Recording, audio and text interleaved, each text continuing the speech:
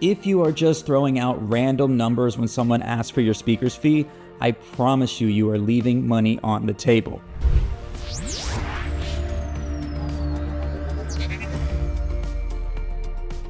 How's it going, everybody? Welcome back to the channel. If you are new here, my name is Jared Scott. I am a professional speaker. I booked over 1,000 paid speaking engagements in my career, and today we are talking about pricing.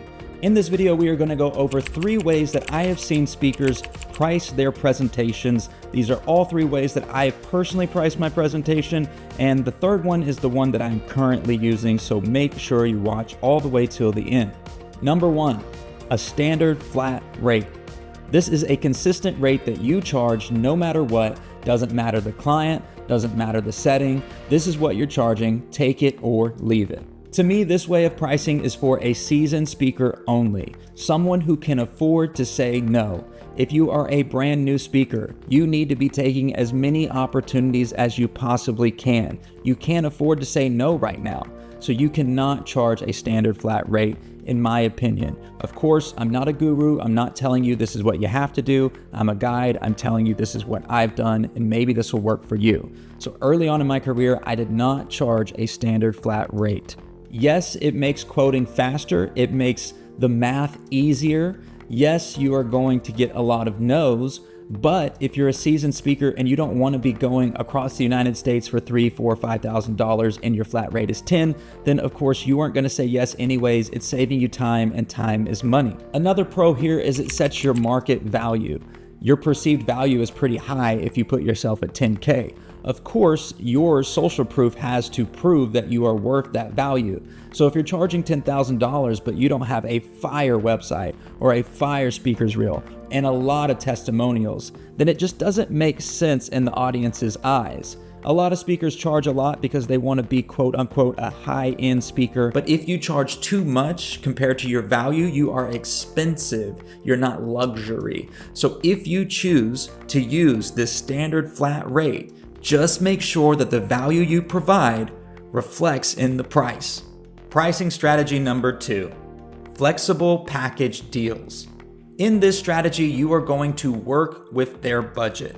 If you're working with a fixed flat rate, then people could get their pricing online. They could get their pricing in an email response from you. You don't have to set a call with them. But in this strategy, if you're working with budgets, of course you're going to have to set a call. Do not give any numbers in an email. They're going to ask you, of course, how much does this cost? And you say something like this: "Thank you for your response. We work with all types of budgets. We actually custom create a package for our clients. So I'm gonna need to get on a call with you to see what your specific needs are, and then I can create a package and a proposal for you. How does that sound?" I love this way of pricing. It's great for a new speaker. It's great for a seasoned speaker. You get to add, you get to take away things. You get to make it make sense for your client and for you. Yes, you have to get on discovery calls, so it's a little bit more work, but these calls are so valuable. You're getting to know your ideal client better and better and better, so you can make your program better as well. So I love this way of pricing.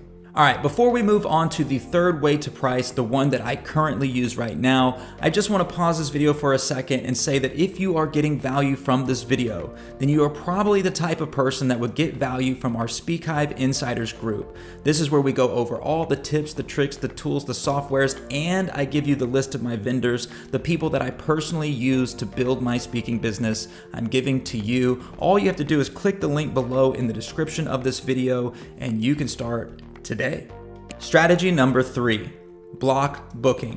With a block booking strategy, you are going to have a somewhat fixed price, an ideal price in your mind, and you're going to work with budgets, but you're also going to work with them to turn one gig into a tour. So let me explain. You have someone that's interested in bringing you out. They may not have your full budget. So instead of just saying no, bye, sorry, maybe next time, you tell them, "I'll make you a deal." Say your price is 10K, they only have 5. I will give you this presentation for 5K, but what you have to do is get 2 to 3 other people to book me the exact same week that I'm in your town. You get to pick the date, you get to pick your time, and you're getting 50% off of this program. They are gonna get on the phones and call everybody.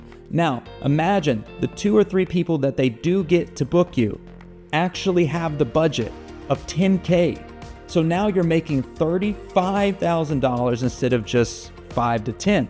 Of course, the other people might not have the full budget either, but if they at least have 5K, you can do the math in your head, whatever the price is for you that you need to have in order to leave your house and get on a plane and fly somewhere. If you're gonna be there for 2 or 3 days anyways, you might as well make more money, right?